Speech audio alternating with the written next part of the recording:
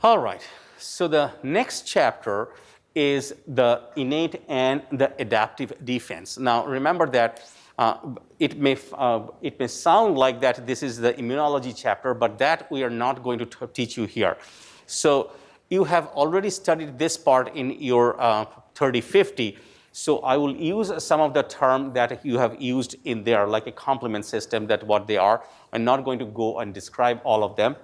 Although in the notes I have put much more detail that is directly not needed for that, but just for you to recap the material if you have forgotten those in there. You do not need to take an immunology course. Many of you are taking probably, but that is not needed. The immunology chapter that you have done in your micro 3050, that is good enough for the understanding of this. All right. So basically, this is a war between your immune system and the virus, and that's what we are talking about. So it is not easy for the virus to surmount an attack or cause a disease. So we are encountering numerous viruses every day, and you can see that the first part that what you have is what we call as an innate immunity or the defense. And you have a tier 1, tier 2, tier 3 of that, and we're going to talk about this. Now, the second part is the adaptive, which is very specific. So the first part, innate immunity, is to some extent non-specific, whereas the adaptive is very specific. Even it is specific for a particular sequence that you see in the virus. So that will be very, very specific. So at each step, the virus or the virion needs to cross that barrier to the next part before it can, and if after the adaptive or the adaptive immunity or the acquired immunity is breached, at that time, it may or may not cause a disease. That means, what we mean by that, right here, even if it crosses that immunity, you may test positive for a viral infection. But that does not mean that you have manifestation of the disease. Just the virus could come there, replicate to some extent, but your adaptive immunity actually put the disease in control. That's going to happen. So that's the important part, that just make sure that you understand that process, that crossing the acquired immunity does not mean there will be a manifestation of a disease. But you will probably test positive for the virion, and many times this is silent. We do not even know that we have this virus, and this can happen with the influenza as well. That you may, we do not test for influenza, but sometimes you can just test positive for an influenza virus, but your body will not allow the disease to happen. All right, so here, why I put that as an intrinsic to innate. So there is a little bit difference in between the intrinsic and innate. Intrinsic means that they are the part of it. It is present already. These are all present all the time. Intrinsic factors are also present in all the time. But I just put it in innate right here because the interferons are usually induced by a specific viral infection. So why I have put it in two places? Just remember that. Every day we are encountering numerous viruses that are passing through our system. So they trigger interferon, and we have a residual amount of interferon, some interferon in our system. So some of the cells at certain point are being exposed to the interferon, and that's why we can call it as an intrinsic. But most of the high amount of interferon are going to be released as a response.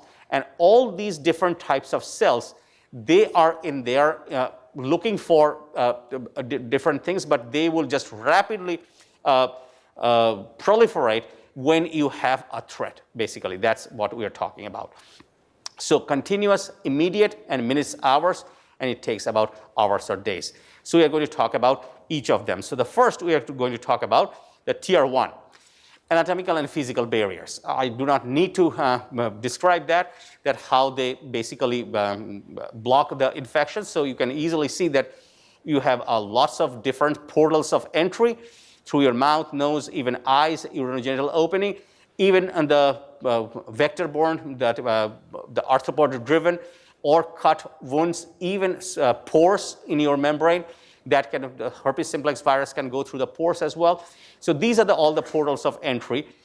But overall, the mucus, saliva, stomach acid, tears, and the skin, they all basically prevent the viral infection. Just taking a couple of different things right here. So in the stomach, you have the acid, and then you have the proteases, and then you have the bile salts. So the bile salts basically will disrupt any membrane. And if it is a viral envelope, they will be degraded. So none of the gastrointestinal viruses are enveloped viruses. They are all non-enveloped viruses. Say, for example, poliovirus route is through the gastrointestinal tract. Say, for example, norovirus. Then you have the rotavirus. These are all naked viruses with a protein shell.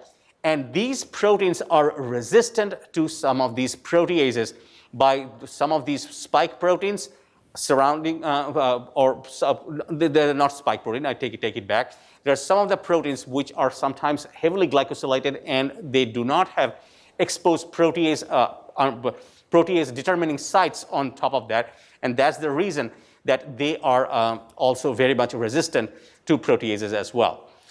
So these are some of the basic idea of that. And again, not going into the detail, it is very descriptive. You can just read that material. So once the virus basically enters into the cell, it will cause some sort of signaling. And the virus is, once it is internalized, this is, you know, that basically even the actin remodeling for the endocytosis is triggered by the virus, and that is a signal. So now what we are going to see that other than the regular signal that is required for the virus to enter, what other signal is activated upon the virus upon the virus entry into the cell? And sometimes these are not, the virus doesn't even have to enter the cell. It can bind to the receptor on the surface. That is good enough for signaling inside the cell, and we are going to see that. Now, here, you're probably just intimidated by the number of things. And again, we'll just make this one easy. It is not as complicated as it looks like. So what happens that the virus or the product of the virus can be detected by many different things. So let's take a look at that, what they are. So the surface of the cells, they do have receptors that can sense a lot of things. And also what they have is called TLRs. These are toll-like receptors. These were discovered in Drosophila for the developmental protein in their dorsoventral development gene. But we have these TLRs. These are the receptors for different things. And we have 10 of them. Mouse has 12 of them. And each one of the TLRs detect different things. What they detect? They detect, these words have many different ways. Sometimes we call this PAMP or PAMP, which is pathogen-associated molecular pattern, PAMP. Sometimes we call this a MAP, microbe-associated molecular pattern. It's the same thing. Sometimes even there is another word that sometimes is used is a DAMP, D-A-M-P, or damage-associated molecular pattern. So these are different pathogen-associated, microbe-associated, basically the same thing, and the damage-associated molecular pattern. These are recognized by these TLRs and some other factors. And what they are doing in response to that signaling. So let's take a look at that. So the first thing is that if a viral is internalized, here is a receptor. It could be many different receptors. So the viral, suppose it exposes a double-stranded RNA into the cell. Most of the times, again, remember that here we are looking at the normal process, and then we are going to see that how the virus actually counters it as we were doing. So here, if double-stranded RNA is detected in the cytoplasm, which in a native cell never should be double-stranded RNA, it will activate PKR, and it will shut down the EIF, it will phosphorylate the EIF2 alpha, global shutdown of the protein synthesis. On the other hand, it can also be recognized by another protein called RIG1. And this RIG1 with several different intermediates are going to cause some specific gene expression. We will come to that. On the other hand, you can see that in the endosomal vesicle, most of the viruses end up in here. You have this TLR3, 7, 8, and 9. Rest other, like your 1, 2, then 4, 5, then 4, 5, 6, the rest, all of them out of 10, they are on the plasma membrane. These 4 are in the endosome. Now, remember that TLR10 does not, it has a different function. It basically suppresses that. Except TLR10, TLR1 through 9, they are all detector molecule. So TLR3, 7, 8, and 9. And individual things are not required, but you can just see that TLR3 can recognize double-stranded RNA along with PKR or RIG1. TLR7, single-stranded RNA. siRNA or silencing RNA can be detected by TLR1 if you just put the siRNAs in here. And the CpG motif, which are basically from the DNA viruses, that can be detected by the TLR9. Now, basically, all these pathways ultimately activate some transcription factors. So these are the interferon regulatory factor 3, 7, and also NF-kappa B. This is also a transcription factor. All of them basically translocate into the nucleus, bind to their cognate activation region, and what they do, the outcome is, first, inflammatory cytokines. Inflammation is one of the first response to that. That is done by the TNF alpha, tumor necrosis factor alpha, interleukin 6 and 12. So these genes are these genes basically form the mRNAs and the proteins. And then it produces the IFN, type 1 IFN, which is the interferon alpha and interferon beta. And we are going to see that this interferon alpha and beta is going to get secreted from the cell and where it binds and what it will do. But all these responses from these receptors basically going to make the area or the tissue and other cells, basically they put into an antiviral state. That will just explain that a little more detail. So here we are looking at a DNA virus. So the TLR9 detects that, and also there is a protein called cGAS. What it does, that double-stranded DNA should never be in a normal cell. It's in the nucleus. You should not have any DNA in the cytoplasm. So if it sees the double-stranded DNA in the cytoplasm, what it does, it basically takes the DNA and forms some interesting molecule. These are called the cGAMP, cyclic G AMP, and they are bonded by a 2', 5' bonding. So it's a cyclic GAMP. So this cyclic GAMP is a signaling molecule which binds to another protein which is called the STING, that is a transmembrane protein in the ER, which upon binding with the cGMP is translocated by the vesicle through the Golgi, and then it also activates this TBK and I-kappa. So these again, these names are not required, but basically what you are seeing, that all these pathways ultimately comes into NF-kappa B and IRF3 activation. Same thing, that it will increase the synthesis of specific genes, which are inflammatory cytokines, as well as interferon 1 producing cytokines. That's the overall purpose. So here, just a small thing, that NF-kappa B is associated with this I-kappa B. We are going to see that. And this is an inactivation domain. This needed to be phosphorylated and removed, or ubiquitinated and removed before it can release the NF-kappa B to translocate into the nucleus. We will come back to this in a second. So here is just one pathway, and we are seeing that how this is the viral modulators or the different viruses basically disrupt this pathway. So here we are looking at the Epstein-Barr virus, deubiquitinase, and this is the protein which is called the BPLF1. I mean, like, this is just one example. There are many other proteins. Epstein-Barr virus, which is a herpes virus as well. See that what it is doing. So the TLR2 can detect the virus, and it can just signal through this TRAF6. And see that the TRAF6 is ubiquitinated, and this ubiquitination basically can cause this I kappa alpha, I kappa beta, they are together with this NEMO. This can be ubiquitinated, and all of these basically are proteasomally degraded. That can activate the I kappa B alpha, and the NF kappa B can be released and translocated into the nucleus. So you can easily see that this is basically the ubiquitination, phosphorylation, proteasomal degradation. Ubiquitination, degradation of this so that these two can activate into this. So on the other hand, say that TLR3 through TRIF and RIP1, that is responsible for activating the NEMO for this pathway.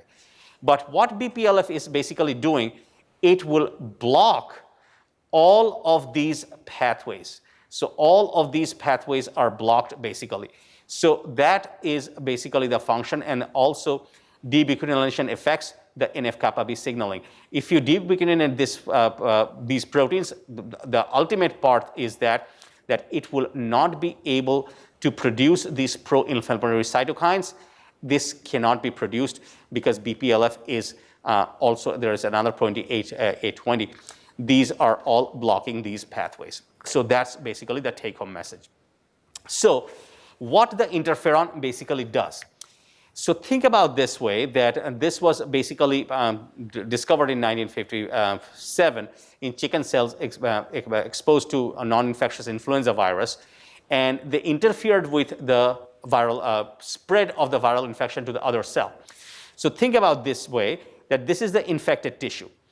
This releases the interferon, and the interferon stimulates basically to produce genes or activates genes which produce thousands. There are more than 2,000 different genes that can be activated, and these are called ISGs, interferon stimulated genes. And there is a word, like you have seen microbiome, virome, these words are used. Now you will see that there is a link in there. There is also a word called interferome.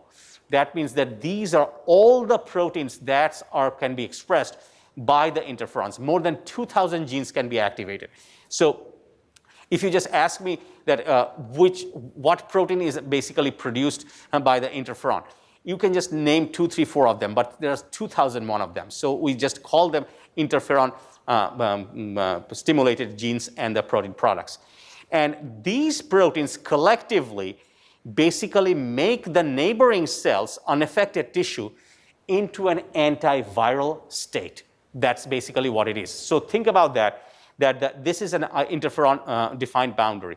These infected tissue basically secrete the interferon and make that boundary so the other cells cannot be infected. But of course, that can be countered by the virus. Otherwise, there will be no productive viral infection. So how this basically works, there are 3 types of interferon. EFN type 1 is the IFN alphas, 13 types, also beta. Type 2 is an IFN gamma, and 3 is IFN lambda. There are 3 types. These are the different types of receptors, and the names are pretty easy. So you can see that A is for alpha, interferon alpha receptor 1, 2, interferon gamma receptor, instead of gamma, this is G, 1 and 2. This is IL-10R2, and this is L, lambda, L, interferon lambda, or instead of that, L, receptor 1. So these are all, some of them are homodimers, some of them are heterodimers, and these are all transmembrane proteins which are present on the cells, and they can bind to the interferon secreted by the infected cells. So just to remember that what is basically happening, the bigger picture of this. All these gene expression in the infected cell that will secrete these IFNs, they will go out of the cell and spread into the tissue, and they will be detected by these receptors in the neighboring tissue cells. And this will basically cause a cascade of internal signaling and ultimately will express the genes which we call as an interferon-induced genes or interferon-stimulated genes. So here is a JAK1 and the type 2. This is a Janus-like kinase, and this is a receptor tyrosine kinase-like domain, but it doesn't have the receptor part, but it is just like that, and there are several one of them. So this is the one that we were talking about, that you can just look at that interferon. This is basically so far all the discovered genes for the interferon stimulated genes are in here in this database, so you can just easily see that. So there is a funny story with that. I'll just take 1 minute to deviate from that. So the story goes like this, that when they discovered the JAK kinase initially, they just named it JAK because they thought just another kinase. They were like, okay, all right, we're discovering kinase every day, and it's just another kinase. When they wrote the paper, they thought that if we just write like just another kinase, that may not be a good name. So they came up with this Janus-like kinase, which is the god of beginning Janus, and you can see that it just like have two faces on each side, and that's basically the naming of that, which is a Janus kinase. So what they do? So this is basically secreted by the infected cell, IFN alpha beta. So right here, type 1 interferon. They are binding to these interferon signaling the receptors, and that JAK1, remember that these are all kinases. These are JAK1s at the type 1. They basically phosphorylate this STAT, phosphorylated. STAT through the also phosphorylate another ISGF3 and IRF9. This signaling molecule basically is a transcription factor, goes into the nucleus, which binds to interferon stimulatory regulatory element, basically. So these are the sequences where you have this interferon stimulated gene products, basically. So we call this one in short that is for all you need is that upon binding of these interferon 1s on this interferon receptor, it triggers this pathway is called a JAK-STAT pathway. That is all you have to remember, is a JAK-STAT pathway which phosphorylate this ISGS3 and that translocates with IRF9 to the nucleus for the gene expression. So this is the whole bigger picture. So I'm just reading this part and we'll come to that. So IFN is produced by sensing the viral nucleic acid or protein. So see that viral glycolipids, also DNA viruses, RNA viruses, we already talked about TLR 379. You can see that. All these sensing is, IFN is produced by that. So you can see that all these pathways, ultimately, they are activating just two or three different things. Either IRF3 or IRF7, NF-kappa B, IRF5 or 7. So 3, 5, 7, and NF-kappa B. All of them are responsible for different things. So if you can see that if it is this IRF3 and 7, they produce the IFN beta. NF-kappa B targeted genes, and these produce the IFN alpha. So just IFN beta and IFN alpha. And again, specific is not required, but just showing that depending upon the transcription factor, it produces what kind of interferon. These interferon molecules that we were talking about, this is an infected cell. It goes out, secreted out of the cell, received by non-infected cells in the neighborhood, and through the JAK-STAT pathway, it will now cause the interferon-stimulated genes. These genes will put the non-infected cells in the neighbor in an antiviral state. That is basically the goal. So here, production of IFN alpha beta rapid within hours and declines about 10 hours. And IFN binding leads to synthesis of greater than 1,000, I will say 2,000 cell proteins. These are called the ISGs or IFN stimulated genes.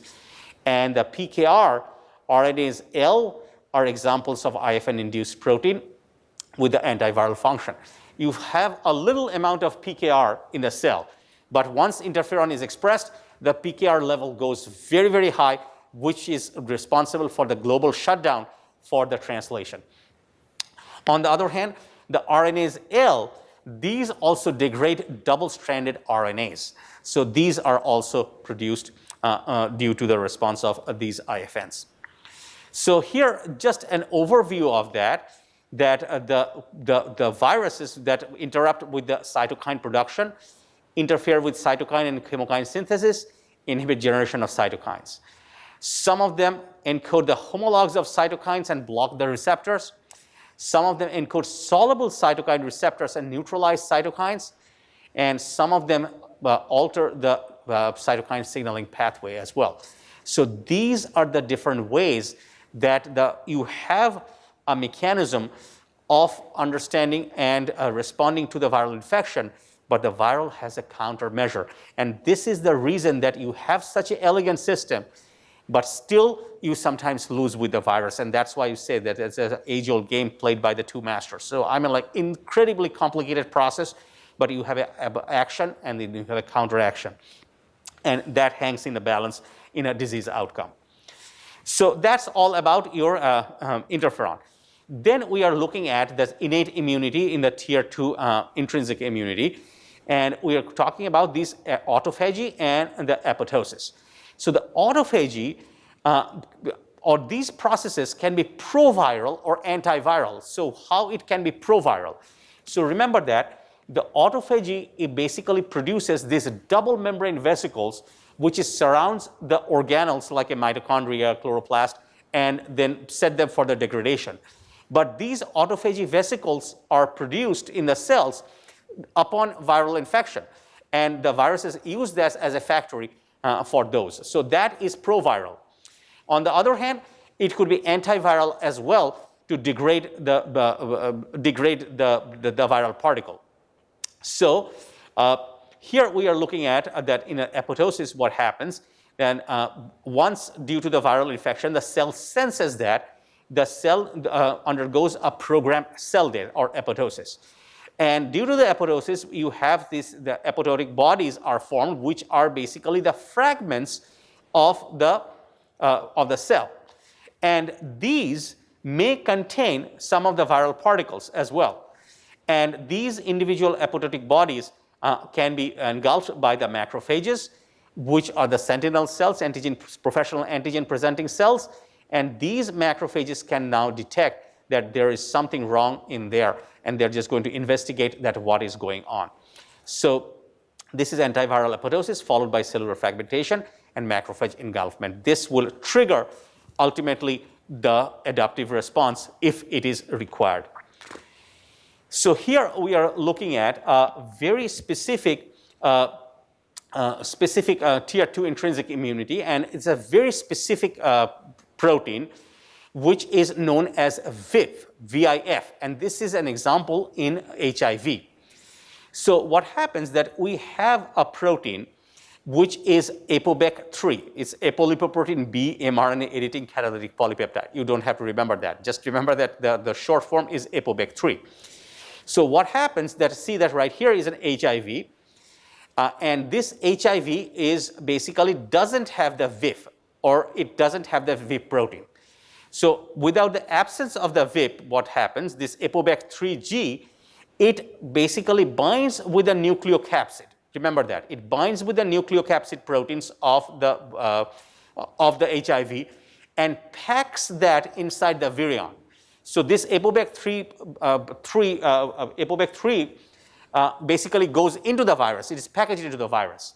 And see now what happens. The virus infects the cell. This is an mRNA editing catalytic polypeptide. So what it does, that it right here, these are, if you just cannot read, I'm just reading it, this is a viral RNA, it's a plus strand RNA. These are GG, GA. What it does, it deaminases those bases and it converts them from GG to CC and this GA to CT. This is a transversion, basically. Just take the amine NH group out and they are transversed into this. So then they just cause this deamination where the C is converted to the uracils right here. Now basically what you have, that this is basically a mutated strand.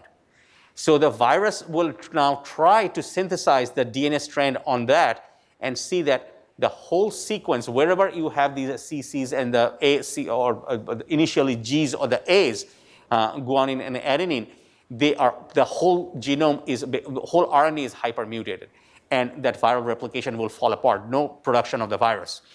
So that's basically the function of ApoBac3 protein.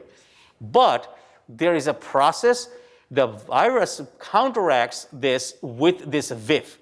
So VIP basically associate these whole proteins, all these proteins together is basically a ubiquitinase. That, just remember that individual protein names are not required, but all of them together are the ubiquitinase that is recruited by the VIP, and it ubiquitinates the ApoBac3 in the cell. So once HIV infects that, it produces a large amount of VIP which binds to the A3G or the ApoBac3G and ubiquitinate it, and these ubiquitinated ApoBac3G is undergo the proteasomal degradation.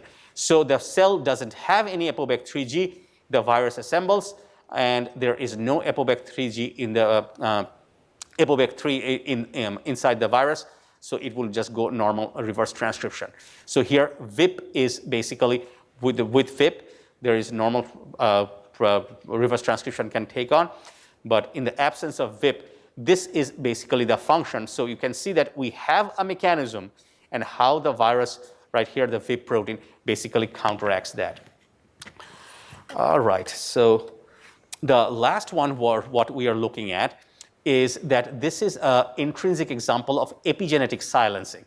So what happens that this is the compacted chromatin, and for the accessible gene, you basically acetylate the histone proteins, and these acetylation causes the nucleosome to loosen up, and the DNA polymerase, the RNA polymerase can access those for the transcription. So what happens that there are some specific protein, like say the HCMV, PP71 protein, cause the degradation of DAX. This is needed for histone deacetylation. So you will see that why you are just suppressing this, this can lead to two different things, and it's a balance. Sometimes herpes virus can stay into the cell and can remain in a silent form for a very long time. At that stage, they are suppressing basically they're suppressing the gene expression of the virus. So remember that. When the virus is in a silent form in the cell, just staying in there, these epigenetic silencing is silencing the genome of the virion as well. But when they need to basically replicate themselves, these basically also can acetylate these gene basically, and then they will basically help the virus to replicate. So there are two different things can happen. Just make sure that you understand that. In one case, you don't have the virus to replicate. It just stays in a kind of the latent stage. At that time, you don't want the nucleosome to expand and keep the viral genome in a condensed form. On the other hand, in some cases, when it's needed for its replication, it will just acetylate these histone tails, and that will cause the replication of the viruses. And here, with the interferon, you can see that these PML bodies are basically formed. We'll describe this a little bit more detail in the next class. This was too fast.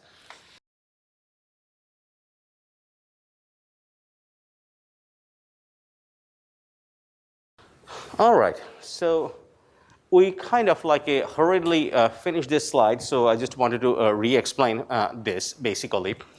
And we are still at the innate immunity at a tier 2 intrinsic, and this is epigenetic silencing. So what we mean by the epigenetic silencing, if you want to repress gene expression, this is eukaryotic system. We are not talking about the viral genes yet. Want to repress gene expression, the way you do that is that you deacetylate or demethylate the DNAs, and there are certain residues like lysines and all, which are positively charged. They are usually acetylated or methylated. The acetyl group or the methyl group goes out, and these charges are open, plus charges. They will attract the DNA, and it just becomes compact. That's what you see on the left-hand side of the top picture.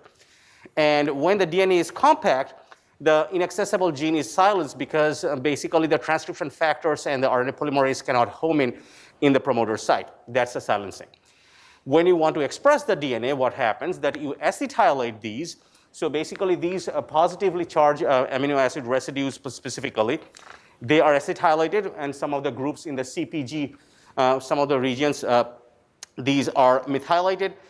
Sometimes there are many different types of things that can happen in this acetylation, deacetylation. But once you acetylate these, you can see that the acetylated histone tails, those are blocked. And now you have an accessible gene. So that is normally that happen in the nucleosome structure in the chromatin in the nucleus in a dividing cell. Repression and escape from the repression or activation of the genes. Now, if the cell is infected with a DNA virus, this only happens with the DNA virus.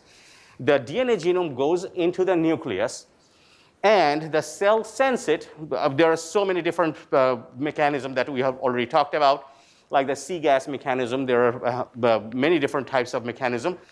It can sense that there is something going on, and it will try to first, let's say for an example, we have already seen, say herpes virus DNA. It goes in there, and it will form the chromatin structure. That means that DNA, herpes virus DNA, is going to wrap around nucleosomes, and the cell is going to repress those so that the viral gene cannot express. So that is basically a defense mechanism to suppress the viral gene expression. And what happens that this event of a foreign gene is seen in the cell or in the nucleus of the cell as a threat. And what they do, that as the infection is going on, the cells which are initially infected, they are going to secrete interferon. This interferon is going around in the tissue in other cells. Now, when the interferon is received, these interferon-stimulated genes are going to express, and there are some particular structures appear in the nucleus. These are called the PML bodies, promyelocytic leukemia bodies or lymphoma bodies, PML bodies. What they have a huge number. There are more than 100 different types, depending upon what it is, different types of enzymes where they have DNA repair enzyme and all those kind of things, because those PML bodies are usually produced when there is a damage or when there is a threat. One of them is the antiviral property. That means that they are going to deacetylate the DNA so that the DNA becomes compact and doesn't express the viral gene. So the first one that you are seeing, HCMV-PP71, causes the degradation of cell DAX. Now this DAX is just one of many different types, just one enzyme that is present in the PML body, and it's a histone deacetylase. So think about that. DAX is a histone deacetylase. So what happens that the function of the PML bodies and specifically DAX is to deacetylate or taking those red acetyl groups out so the DNA of the herpes virus can get condensed and it doesn't allow it to express. But say the HCMV, which is a human cytomegalovirus, beta herpes virus, that has that protein PP71 which causes the degradation of the DAX. That means that the gene of the viral gene cannot be repressed, cannot be deacetylated. So this is basically called the epigenetic silencing. Now there are other examples of the ICP0, then HCMV-IE1, and also you can see EBV Epstein-Barr virus, which is also a herpes virus, remember that? The EBNA is Epstein-Barr virus nuclear antigen 5. You, again, do not have to remember, just the overall view is good enough. Adenovirus E4-ORF3, these all affect the PML protein localization or synthesis, which is responsible for silencing or epigenetic silencing of the incoming viral DNA. So that's the countermeasure. But sometimes the cell win to some extent. That means they were able to suppress the viral DNA. And that what happens, remember that most of the herpes viruses can establish latent infection. And this is the cause of the latent infection. What happens, the viral genome is in there, but it is suppressed and not expressing inside your body. It's there somewhere and in the suppressed condition. This is the reason you see the recurrence. This is the very interesting part, is that almost 95% of the human population have some latest herpes virus in their body, in the latent stage. Now, some of them will not express anything, and they will not even have any symptom of any herpes virus infection throughout their lifetime. They are always in the latent stage. But sometimes it can be form of cold sores. Sometimes even the varicella zoster, which comes as a chicken pox, can become shingles. So the chicken pox, we're going to see that these are all the effect of the epigenetic silencing when the host wins. But when the virus shows the viral symptom, that means the virus is able to stop the epigenetic silencing of the host. So that's the overall explanation of this slide. So the next part that we are going into, that from tier 2, we are going into the tier 3. And here we are talking about these natural killer cells. So these natural killer cells go around your body and does this immune surveillance. And basically what they do, that they look for your health of your cells. And one of the things that it does, that it can detect the missing self or altered self.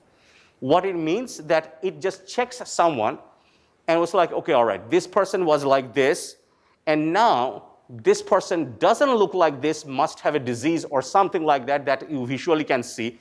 This is like basically at the cell level, they can understand the missing self or altered self. Self means a cell which is not expressing the protein that it used to express, and these can be detected by the NK cells.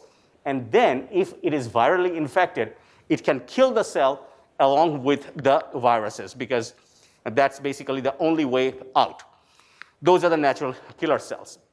Now, what you are seeing on the top left is an NK cell on the left, and on the right side you are seeing a target cell, which you can see under scrutiny, and it's infected with a virus. So what it does, we are going to talk about the detail of that. All nucleated cells produce these MHC, which is a major histocompatibility complex 1. Again, you do not have to remember that. If you just remember that MHC, this is a class 1. All nucleated cells express that. What it does, that if the cell is infected with a virus, it somehow captures a portion of the viral peptide or a degraded protein part and shows it on the cell surface with that display protein molecule. So MHC is basically a display protein molecule. Think about that. It's a flagstaff, and the flag, which is that yellow structure, which is a part of the virus, is in there. And also it needs some co-stimulation with some activating receptor.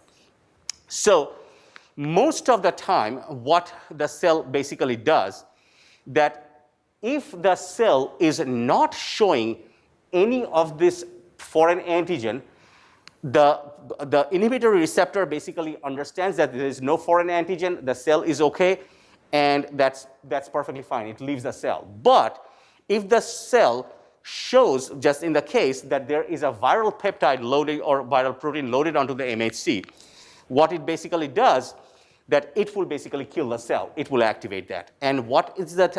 The T-shaped red structure that is shown in here, like this, the viruses basically block this activating receptor by different mechanism. So this additional signaling via separate activating receptor trigger the cell killing. And the cell killing is that the cell release this perforin or the granzyme. These are basically perforate the membranes of infected cells, inducing the caspase-mediated cell death or the programmed cell death like apoptosis as well. And that is the process. Now, the viruses have several countermeasures against this whole process. So here we are looking at 5 examples of that. So the first one that we are looking at, that this is very interesting, that they can produce this MHC class 1 homolog. So what happens that one of the outcome of the infected cell is that the virus actually start to synthesize less and less amount of MHC class 1. Remember that virus is hijacking the machinery or the translation machinery of the cell. MHC class 1 is its own protein. That number will go down. The NK cell basically can understand that the amount of MHC1 that it should be there is a little less. So what it basically does, that some of the cells basically can, hold on one second. All right, so some of the cells, what they do, that the viruses basically produce a lot of these homologs of the class 1. So the viruses basically, what the NK cells basically do, that their inhibitory receptor is now it's known that there is the proper amount of MHC class 1. So they leave the cell alone. On the other hand, another thing what happens is this HLAs, and there are many different types of these HLAs, and these are all recognition receptors like HLA A, B, C, D, E. And one of them is HLA-E. So what HLA-E does? HLA-E basically grabs, and again, you do not have to remember the detail of this at all, but HLA-E grabs the signal peptide component of the MHC1 and present it to the inhibitory receptor. So if HLA-1 is presenting enough amount of signal peptide, which is cleaved off in the ER to the MHC class 1 inhibitory receptor, the NK cells understand that the synthesis of MHC class 1 is good enough. So it leaves the cell. So HCMV basically synthesizes this HLA-E, escaping the potential NK cell recognition and lysis. On the other hand, there are several other that you can also have these activating ligands. These activating ligands are directly, the virus basically produce 2 different things. One is that it can produce molecule which can bind to the activating receptor and blocks the activating ligand, or it can even downregulate the activating ligand from the cell. On the other hand, these are very straightforward, that there are cytokine stimulation necessary for the NK cell to be activated. The virus can produce chemokine or cytokine binding proteins, and they cannot be they cannot bind to the NK cells. Right here, you can see that these are the chemokine, or these are so this is just blocking the binding. On the other hand, these basically are antagonists. So when they bind to the cytokine receptor, the real cytokines cannot bind to them to initiate a response. So the agonists basically what they do, that when they bind to the cytokine receptor, they just block the surface of the receptor so that the real cytokine cannot bind, but they will not be able to undergo a signal transduction. So it doesn't activate the signal. It just blocks the signal or binding of the real cytokine or chemokine. On the other hand, what happens that some of the inhibitory receptor can directly bind the viral particles, and even the NK cells can directly get infected by some of these viruses. So this is one of the ways that the viral countermeasures against the processes of the NK cells, which tries to kill the virally infected cells. All right, so after that, the tier 3 is the complement system, and this is a very simple way to put the complement system, and you have studied this in your microbiology 3050. Again, I'm not going to describe the whole thing. The whole pathway is much more complicated. So in a nutshell, what it is, your complement system is more than 30 proteins that are present in your blood serum. And upon the microbe, which could be anything, it could be any pathogen, mainly bacteria, viruses, When they see these in the blood or in the serum, basically, it undergoes a series or cascade of reactions. So basically what it does, you have the first protein, it cleaves the second protein cleaves the third protein, and it just goes under a long cascade. This is very simplified. And then finally, there is an outcome. What is the outcome? And what is the way that they are activated? Say, for example, the classical pathway that if the microbe, like this could be a viral particle or this could be a bacteria, if they are coated with the antibodies, so these are the antibodies binding to the epitopes in there, this is your defense mechanism already in process. This will happen along with your acquired immunity system, which we have not talked about. And then it binds with this C1q, which is cleaved to C1. And this undergoes, it just altogether cleaves these different proteins. And finally, it just goes to a common pathway where it just produces these C3-C5 convertases. And then these structures can do different things. It can do inflammation. This is a response from the complement system. On the other hand, what they do, that this C5AB, C5b basically is inserted into membranes and recruit many other proteins, this C6, C7, 8, and multiple of these 9s. These are all complement proteins. And basically make a membrane attack complex, make a hole in the membrane. This could be the membrane of a bacteria. This could be a membrane of an enveloped virus. So this complement system, this will not work with a naked virus, but the enveloped virus membrane attack complex can make a pore in an envelope and can destroy it as well. And the other one is the process which is called the opsonization. So the C3b is also another protein of the complement system. And when it coats the viruses with the C3b, there are many different cells which comes to that site which are coated with a C3b, and it helps to engulf them or phagocytose them much more easily. So think about that, multiple viruses all together, all coated with C3b, forms a lattice-like structure, and a macrophage, which is a phagocytic cell, comes in there and engulf the whole structure. And that is called the opsonization, which is an enhancement of phagocytosis of the virus or pathogens coated with the C3b. Now, they can be basically activated by different pathway. So the first one we call this one a classical pathway when it is coated by the antibody complex.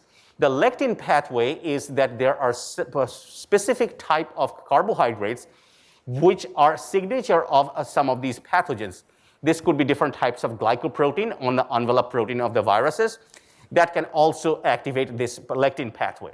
Lectins are basically proteins that binds glycoproteins which bind to specific mannose and galactoses, and those are called the lectins. They are everywhere. And the alternate pathway is basically when the microbe is coated by the C3b. Now, many of these viruses like alpha virus, glycoprotein C, pox virus, and these are altogether called the spice, or say for specifically smallpox, which is a smallpox inhibitor of the complement enzyme. And this is one of the reasons, this is a very specific example, so definitely remember or underline the word spice and know that what it does.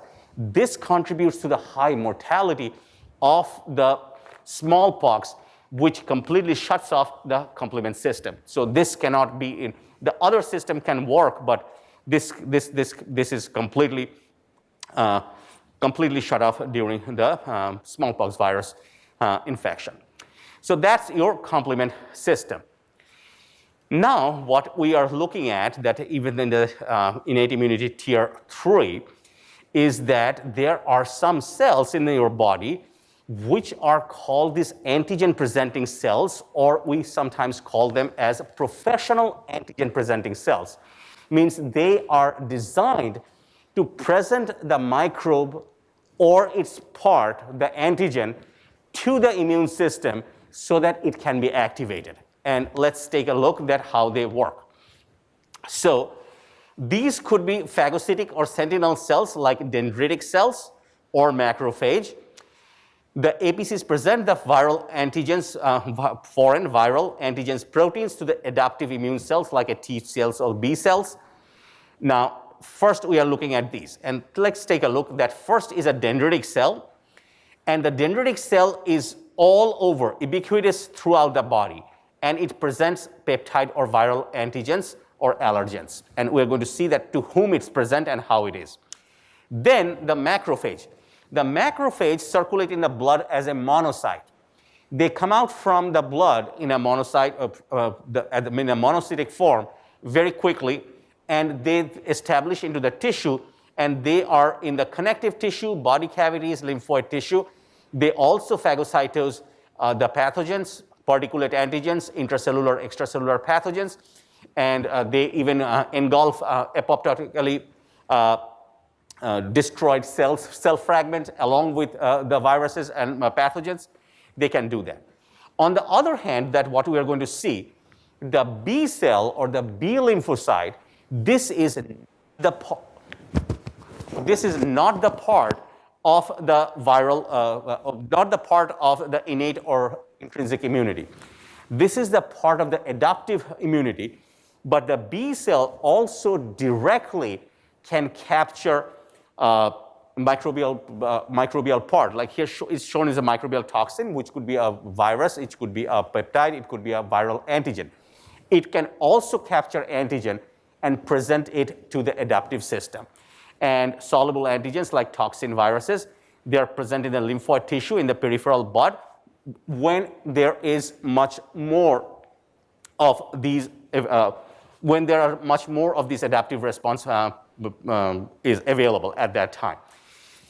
So here we are looking at that how this system or the professional antigen presenting cells can be breached. So here we are looking at, right here, is a cell, like think about this, that this is a macrophage or a DC. This is a DC, like a dendritic cells.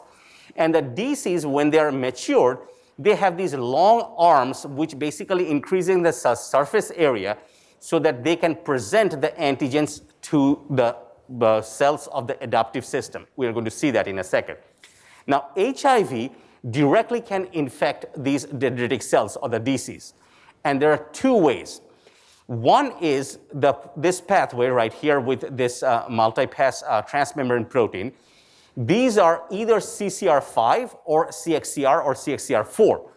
So when the virus infects or binds to this CCR4 or CXCR4, the infection, it brings in the infection, and what happens that this is called a cis infection. That means the dendritic cell is infected. So this is the receptor for the virus. You know that CCR4, CCR5 or CXCR4, that they infect directly, or the HIV directly infect the dendritic cells. This is the cis infection. Directly to which the virus is going, that cell is infected. Now, the virus can also bind to what is called a C-type lectin. And these lectins are basically different types of receptor on the cell surface. And C-type means that they work in a calcium-dependent manner.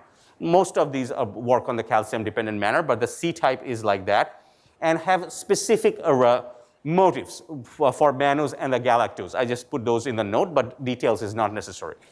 So these are transmembrane proteins, and the HIV can bind onto those, and that can be internalized into an endosome, where the virus basically does not do anything, but it can be this whole endosome, this can be exocytosed, and in that process, when this dendritic cell is trying to present its antigen to a helper T cells, we are going to see that is a CD4 T cells.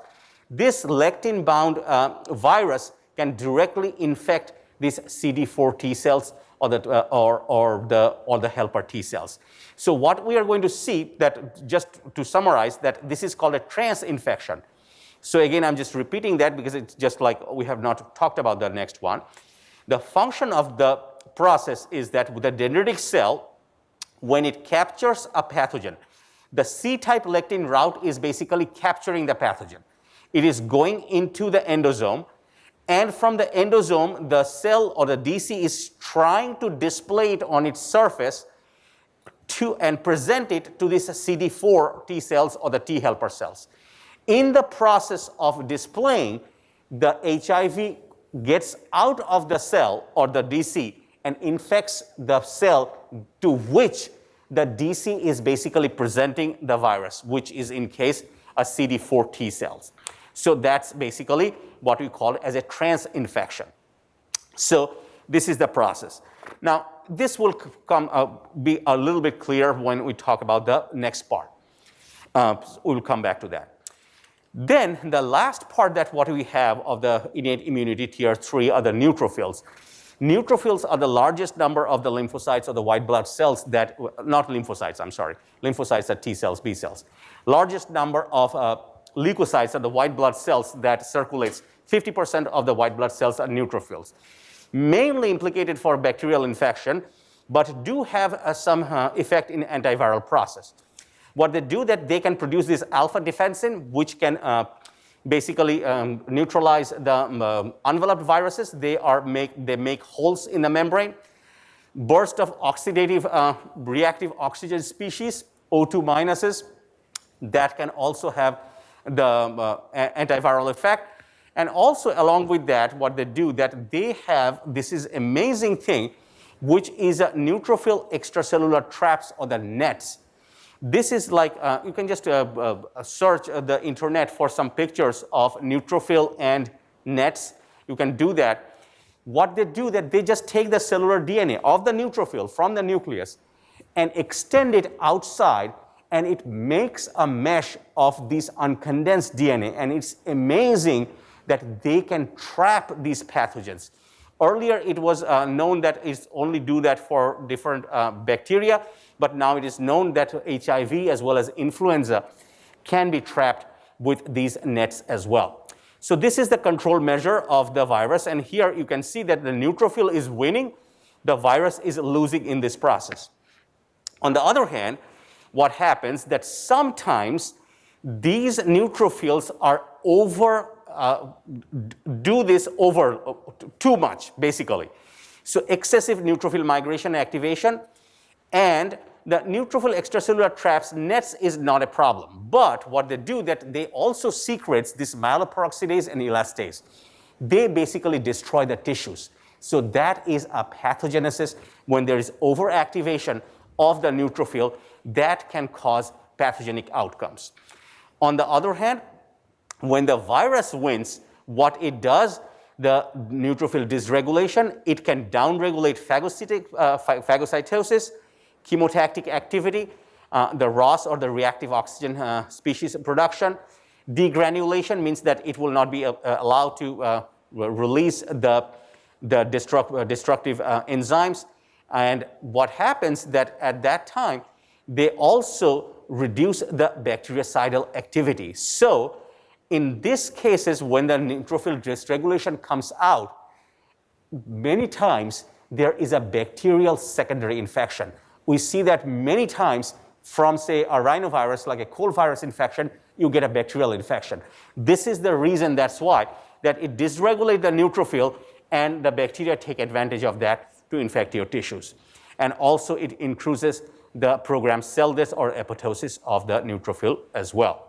So these are basically seen in the disease exacerbation, but we still know very little about the role of neutrophil and as an antiviral compared to the other ones.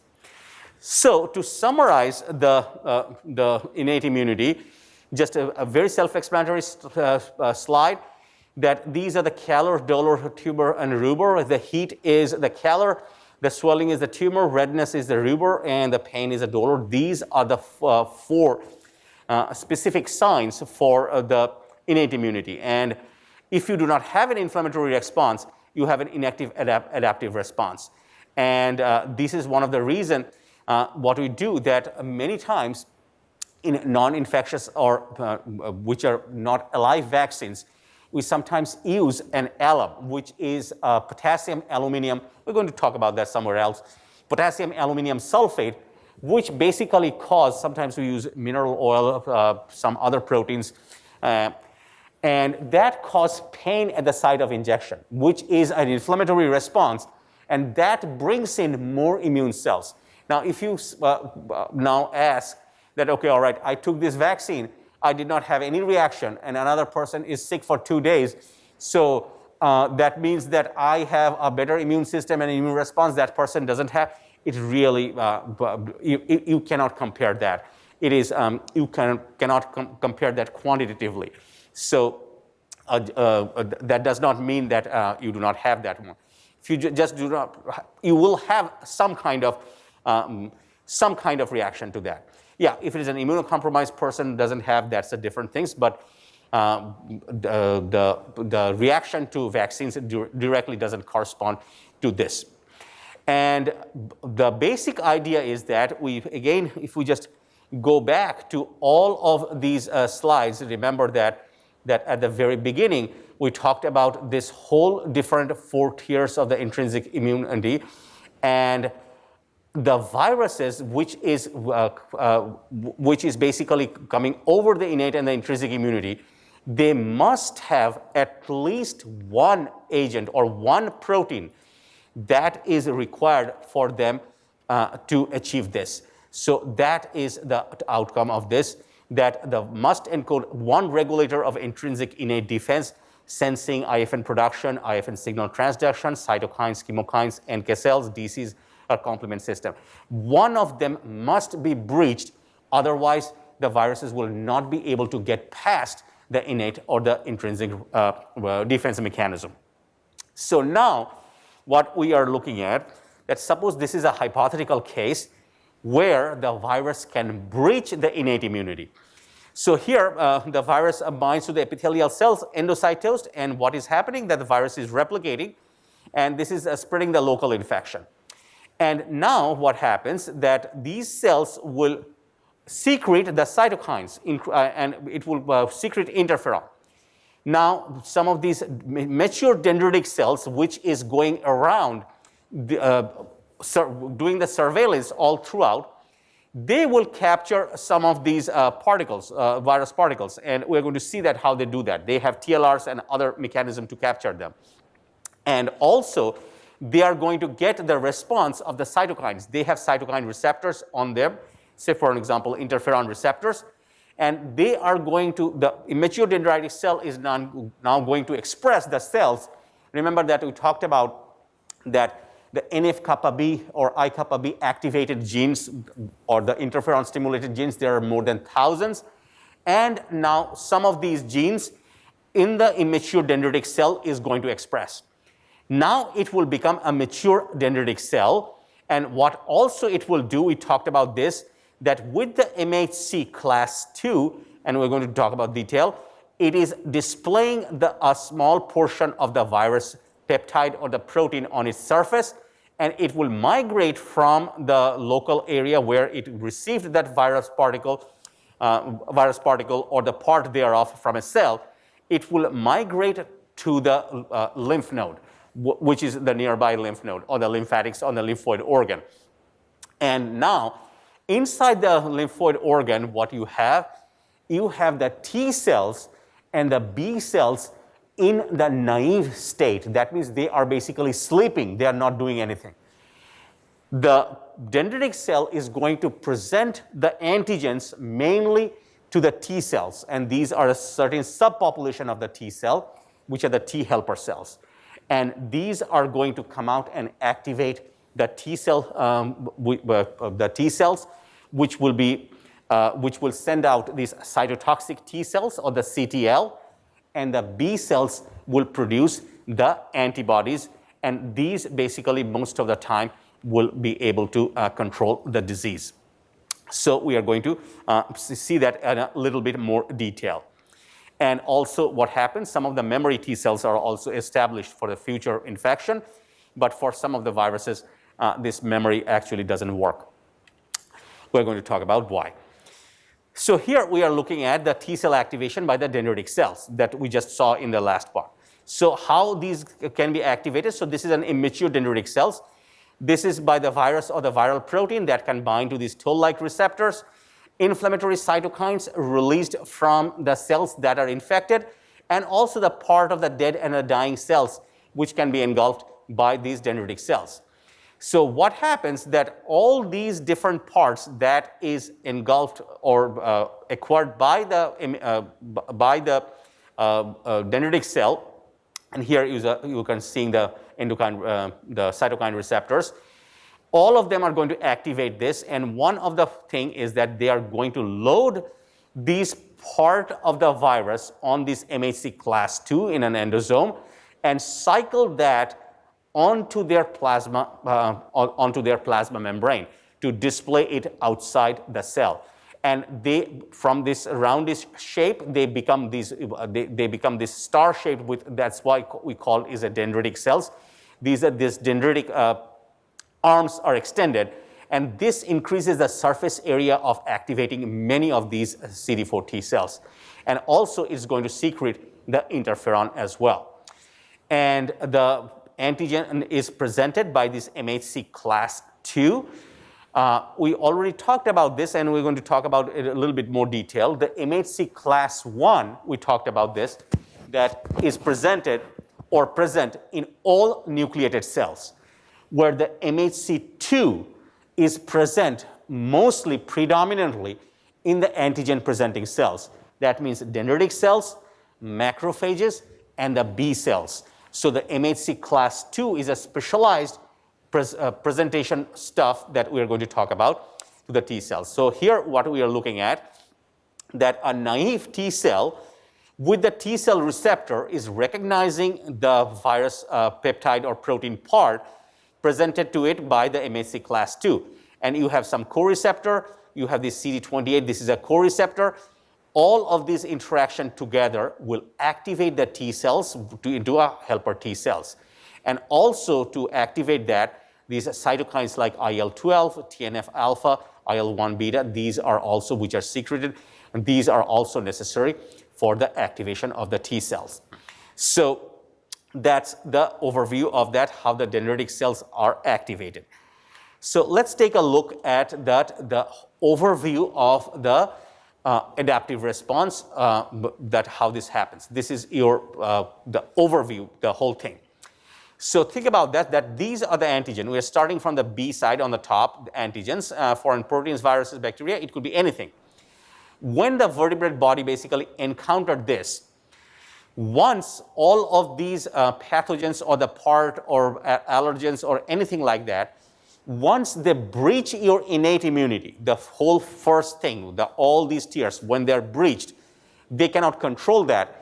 They actually come to this adaptive response, this state. And at this point, there are two mechanisms by which they are dealt with, or they are fought with two arms. One is, I'm first going on to the right side, is called a cell-mediated response. We're going to see that activation of some of the cells will happen. And the second one is called the humoral response, where the B cells will release the antibodies into the blood and the serum, and these antibodies will basically control or neutralize the pathogen. So the cell-mediated response is by the T cells, activation of the T cells. Humoral response is activation of the B cells, or the B lymphocyte, T lymphocytes and the B lymphocyte for the humoral response. So this is the overall process, in short, from your background of immunology, you do not need immunology, just a chapter in your microbiology is good enough for this. So the T cells are produced in the bone marrows, and you are seeing that there are different receptors in there. We call this one is a naive T cells, and in the thymus, they mature themselves. And when they mature, they specifically, all of them have the same gene, but they differentially express some of the genes. Some of the T cells become what is called the TH, or T helper precursor. They have a particular receptor on their surface, which we call as a CD4. So you can think about that the CD4 equivalence or equal to helper T cells. Remember, CD4, helper T cells. On the other hand, if they have the CD8, they are called the cytotoxic T cell. Here it is a precursor. So what happens that once the antigens are detected and presented, remember that, presented to the TH cell, which is this. Remember that the dendritic cells, macrophages, or the B cells, any of them can present the antigens. When the antigen is presented, say right here, to a naive T cell, that will become the activated T cells. This is a naive T cells. When it is presented with the antigen, it will become an activated T cell, and it will produce two types of cytokines. First, what it does is a burst of these Th1 cytokines. And again, it differentiates into Th1 helper cells, Th2 helper cells. The Th1 helper cells produce this Th1, and that will activate the CD8 T cells, and they become the cytotoxic T cells, or the CTL. And they will find out the infected cell and kill the cells, basically. So this is basically the process. Remember that how it is going to find out the infected cell? Here is where it gets complicated, but you have to connect these two. Remember that all nucleated cells have MHC1. The infected cells show the virus with the flag stuff of MHC1. The cytotoxic T cells is going around. If it sees a cell with the MHC1 showing a virus, it knows that it is not an antigen presenting cell. It is not a macrophage. It's not a dendritic cell. It's not a B cell, because they are going to show the part of the virus with an MHC2. If it shows by MHC1, that means it has been infected and it will kill the cell. It's very specific, and it will become a little bit clear in the next part. The next part, what happens, that the Th2 cytokine, on the other hand, is going to activate the B cells. The B cells, interestingly, they have a type of antibody on their plasma membranes. It's called the IgD. This IgD is present on their surface, and they can also bind to the pathogens as well. But once the Th1 cytokines, or the Th2 cytokines, activate them, they are going to convert it into a plasma cells, you can see, and which basically express some of these proteins, which activate a huge amount of antibody production. And these are secreted antibody. They do not produce, in the plasma cells, do not produce any more membrane-bound antibody, but all the antibodies are now secreted. These are predominantly your immunoglobulin G, and the speed is that one plasma cell, that's amazing, you do not have to remember the number, per second can secrete 2,000 antibodies, just one cell. So just think about that, how fast this can happen.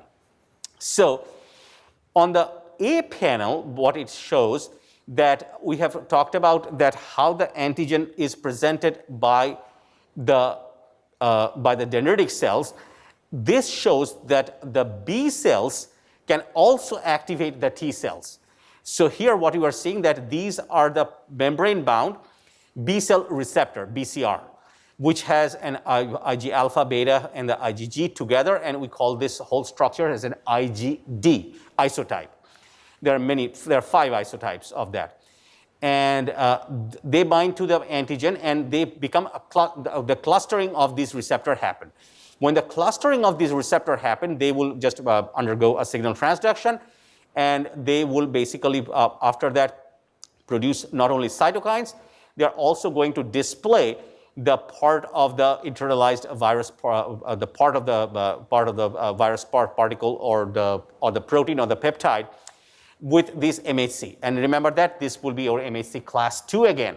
So that means that this is presenting it to this helper cell T cells, and this will be able to activate that. So not only so what we basically see, again going back here, that not only the dendritic cells on the macrophage, we did not talk about that because the activation by the macrophage is very similar to dendritic cells, But once the adaptive immunity is working, at that time the B cells can also activate more and more cytotoxic T cell.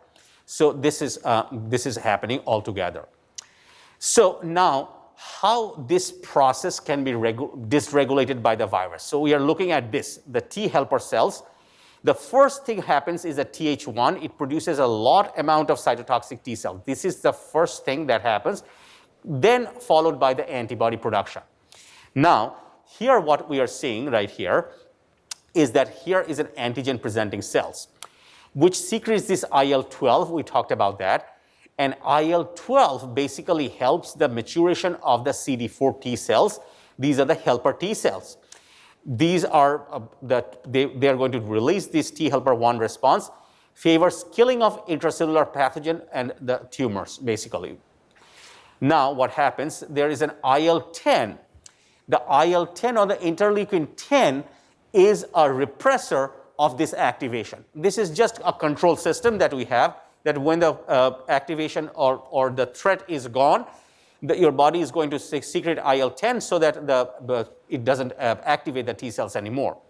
What happens, this Epstein-Barr virus basically produces this IL-10 homolog, similar to an IL-10 protein, and the measles virus elevates the IL-10 secretion.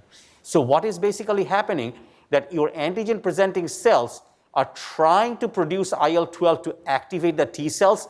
This process is blocked. This is immunosuppression.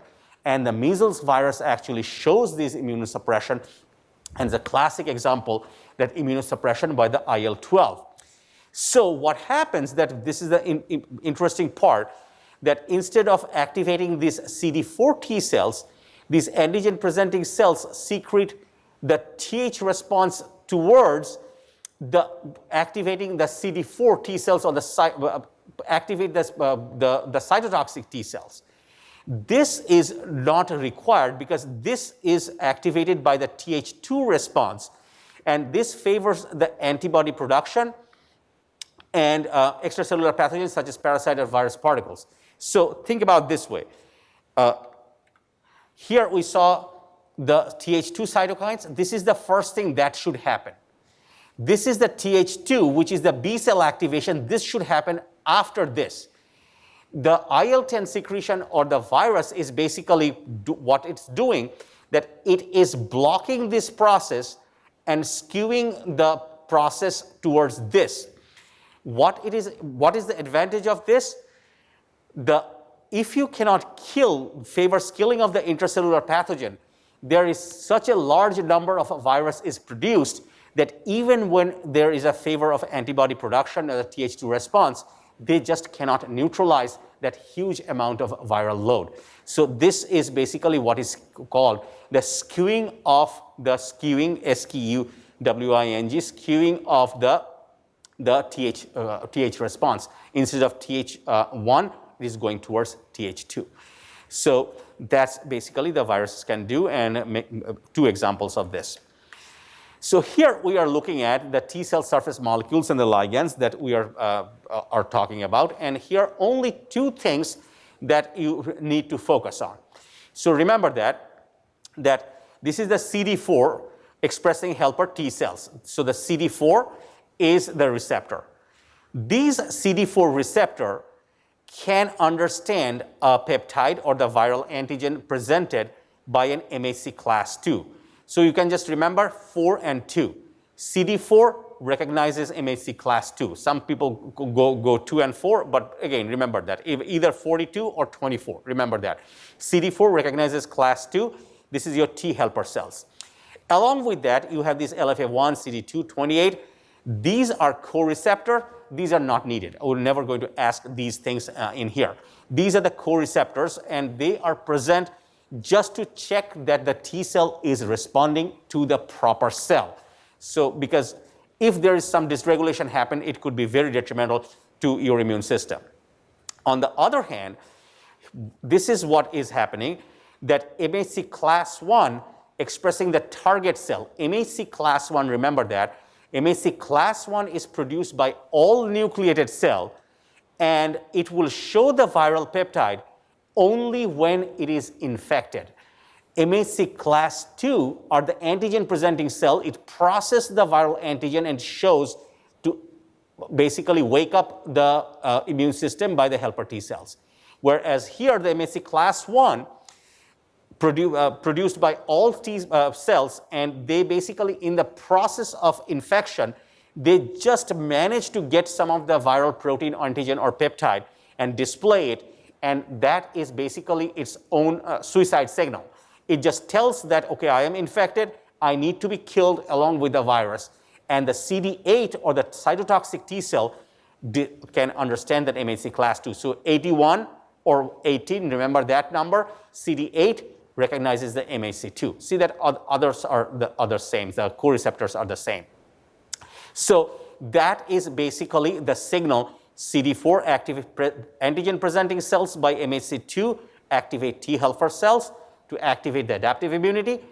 If any nucleated cells present a viral antigen by MHC class 1, that means that cell is infected and it will be recognized by a cytotoxic T cell and the cell will be killed, basically. All right, so here we are looking at that how the antigen is presenting by MHC class 1, which is in an infected cell. So right here, what we are looking at right here is the viral protein or the cellular peptides, and the cell, once infected, managed to get some of the viral protein. The virus is still winning, but it managed to get some of the protein and ubiquitinate it, add some ubiquitination, and you see that they are degraded by the proteasome. And then after degradation of the proteasome, these portion of the viral which is basically a peptide of the viral sequence, viral protein basically, a part of it, goes into the endoplasmic reticulum with the help of these TAP1 and the TAP2. These are translocan-based proteins, and the translocan basically helps to get this protein into the endoplasmic reticulum. Inside the endoplasmic reticulum, you already have these MHC class 1. Basically what happens is that MHC class 1 has calnexin bound to it, which is an inactivated state.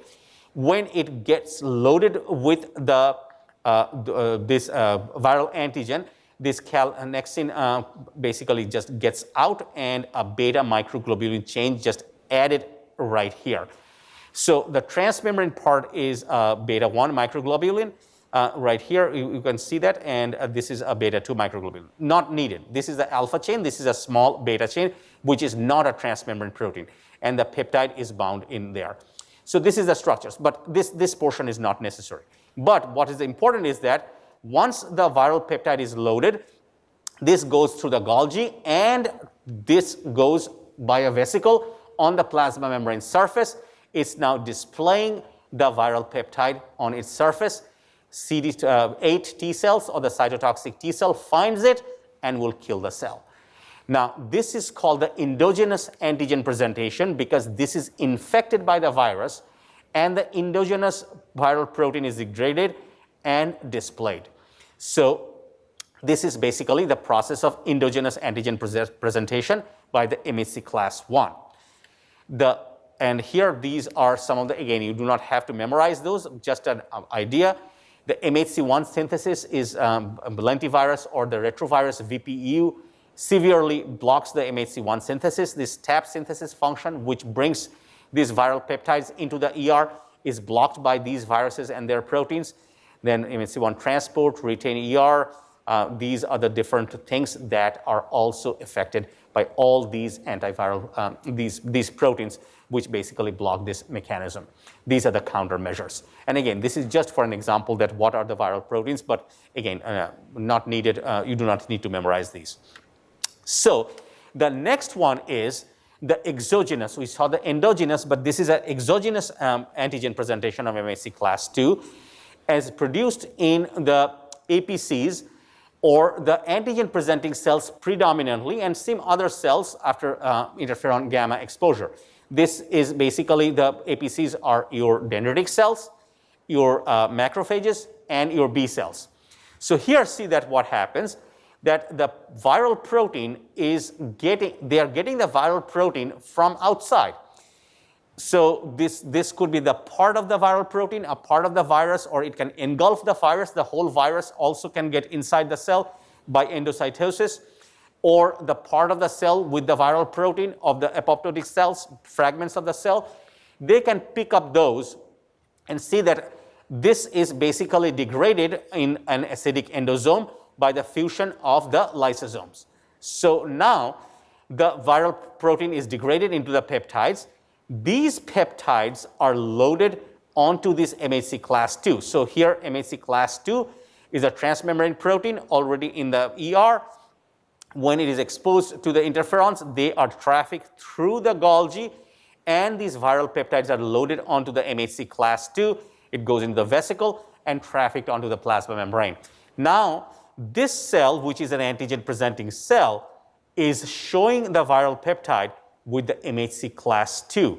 This MHC class II is recognized by the CD4, not CD8. CD8 is responsible for killing it. Here, it knows that this is an antigen-presenting cell. This is not infected with the virus. So the CD4 T cells or the T helper cells will come in and get activated. The activation is basically will wake up the adaptive immune response. Now, remember that here also it can happen, just as an idea, although I'm not going to ask that. The antigen-presenting cells, like the macrophage or the dendritic cells, they can themselves get infected as well. Remember that. Without this process, they can get infected. At that time, they will process the antigen through this endogenous pathway, and they will show up the viral peptide by an MHC class I. Remember that all nucleated cells have MHC1. That means that this cell will also have MHC1. If it is infected, it's going to show the viral peptide with MHC1, and the cytotoxic T cell will kill the immune cell, even if it is a dendritic cell, a macrophage, or a B cell. If it is infected, it will still kill it. So MHC1 is responsible for killing that cell. That means it's infected. MHC2 representation is basically for activating the adaptive response, which is not infected but presentation. So the next part that we are looking at is the neutralizing antibodies. This is a typical structure of an antibody, and you can just look at, if you just forget, just wiki it and just read just what it is, or read the bottom part of it. I'm not going to talk about detail about these antibodies. So basically, just in a very small nutshell, there are 4 chains in a typical antibody. You have two heavy chains. These are the 2 heavy chains. They are larger in molecular weight, and 2 light chains. And in these light chains, where you see this VHV, these V areas are the variable part, which are basically the antigen binding site. And we call this fragment as an AB. Whereas the C parts, the same on the other ones, these are the constant part. So the light chain have the constant light, variable light. The heavy chain have a variable heavy, then constant 1, 2, and 3. So these are the constants. So all antibodies, the constant parts are the same for the same isotype. But the variable parts are going to vary and can take literally billions of different configurations. And one will fit to the virus, basically. That's what it is. And that cell, once it just fits with that virus, that particular B cell, we have seen that will basically proliferate to produce that specific antibody. That's why it is so specific. So that's the overview of that. Now, there are many different isotypes of antibody. Many different means like there are 5 isotypes.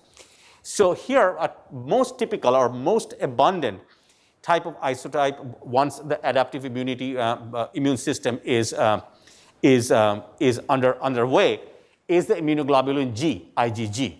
But that is not the first antibody that is produced. If you just remember that, this is not needed, not going to ask the question. The first antibody which is produced is called IgM. If you remember that, it is pentameric. So pentameric means that, just think about that one antibody molecule, this is just one, you have 5 of them in a star-shaped structure. So you just basically will have one here, one here, one here. So you have 1, 2, 3, 4, and 5. So remember that this whole structure will be here, here, here, here. So it's a star-shaped structure, which is an IG, will be an IgM. IgM.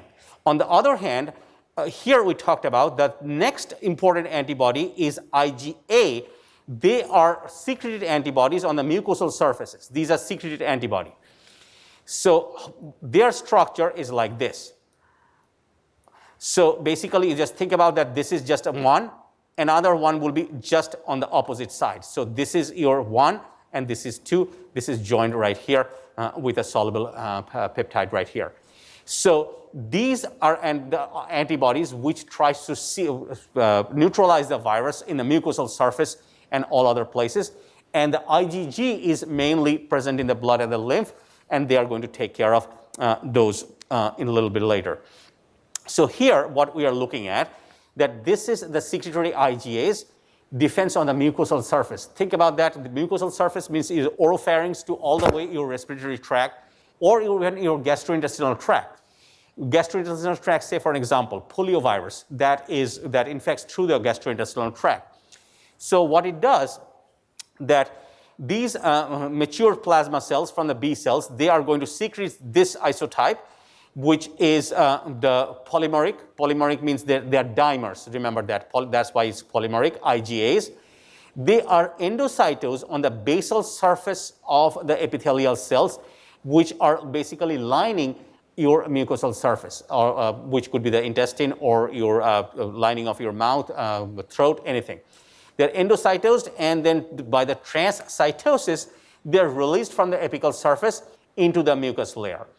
Now, some of the viral, what that they can do, that as sometimes they share the same compartment in the process of transcytosis, and these viruses will directly bind to these antibodies, and they will not be secreted into the mucosal surface. So this is the mechanism by which the viruses can block the secretion of these antibodies, polymeric antibodies, or particularly the IgAs.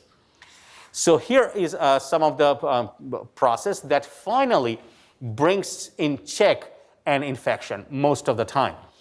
Say, for example, this is your human rhinovirus, which is a cold virus. The process is a picornavirus, so the pictures look exactly like the poliovirus because it's a same type of virus, like a naked virus. What are the different processes by which this can be blocked by an antibody? So when the virus is coated, it's a blocked attachment. The ICAM1s are basically their receptor. They cannot bind to it. Even if they're trying to get endocytosed, they can block the endocytosis, this process. They can even block uncoating inside the endosome. Or also sometimes what happens that when they are aggregated like this, they can trigger opsonization process, or basically this triggers the phagocytic process, or the macrophages basically phagocytose these big structures. And also it has been shown that even if after it starts replicating, some of these internalized antibodies can also neutralize them in this process. Now, the question is that you're saying that, okay, all right, all of these adaptive responses are happening in here. Why our cold happens one after another? A child can get 10, 12 episodes of cold when it goes to a daycare or something like that. What is happening in here? So the first thing that before we go to that is that remember that your adaptive response is taking care of your cold in 7 days. If you do not have that adaptive immune system, your cold will be persistent. You will not recover from that. So that's what it is, that your innate immune system cannot check it, but your adaptive system take 5 to 7 days, but it can check it. But why you can get the recurrence is due to what we call as an antigenic drift. That is what we are seeing even with the SARS-CoV-2, but less luckily, that there are small mutations. So first time when you are infected with the virus, this is producing a typical type of antibodies. By the time the virus evolves inside you and you are secreting a new type of virus, it's already mutated enough to change its antigenic site. And there are so many types of these rhinoviruses, and also so many different types of cold can be happen, like adenovirus, coronavirus, parainfluenza, influenza, RSV, not coronavirus SARS-2, but remember that there are several coronaviruses which can cause common cold, not the mortality type SARS or MERS or SARS-CoV-2, but they can cause, adenovirus even can cause a common cold. And that's the reason that your immune system cannot keep up with the memory of that. But what it can do, that it can suppress it by 7 days. That's what it is, 7 to 10 days it can suppress. But each time it has to produce a new set of antibody because they're seeing a new type of threat each time. So here is a classic example of that this was a paper published in Science in 2010 after the 2009 almost which was happened the pandemic in decades. This was an H1N1 pandemic. So here the H1, which is a hemagglutinin HA1 or hemagglutinin 1, this is the same as the 1918 strain, that the Spanish flu, which basically killed 50 million people or even more worldwide. So this was the very interesting thing that what happened, that an antibody from a person in South Carolina he actually was a survivor from a 1918 Spanish flu. He did not get the flu, although he's in the household, several of them. And in this paper, what they did, that they isolated the antibody from this person in South Carolina, and they actually did the binding studies of that antibody with the Californian strain in 2009. This is the pandemic strain of 2009. What you are seeing, that these are some of the epitopes or antigen binding sites. There are the different sequences, SASB, CACB. These are the different binding sites of the one of the monomer of the HA. HA, remember that is this is your globular part, stalk part, and this is basically your surface protein forms in the trimer form. This is just one monomer. So here is the structure. So what you are looking at, that just only one out of the trimer, 3 trimers, you have 1 and 2 in gray and just 1 in purple. This is the HA1. This one is a HA2. Remember that? In between them, they have the hidden fusion peptide. What you are seeing, that this is the antibody. So the yellow parts are the light chain and the red parts are the heavy chain. This is the antibody from the 1918 Spanish flu, and they basically solve the structure by combining to this, and you can see that it recognizes this epitope on the HA strain or the H1N1 strain of the 2009. So right here you can just see the neutralization assay. This is the H1 is 1918 and this is the CA04. You can see that these are the ones which can be neutralized by this antibody.